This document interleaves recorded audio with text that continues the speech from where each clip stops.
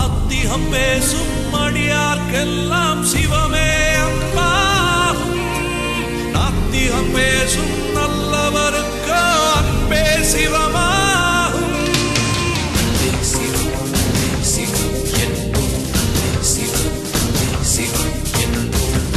சிவம் அன்பே சிவம் என்போம், அன்பே சிவம் அன்பே சிவம் என்போம். யார் யார் சிவம்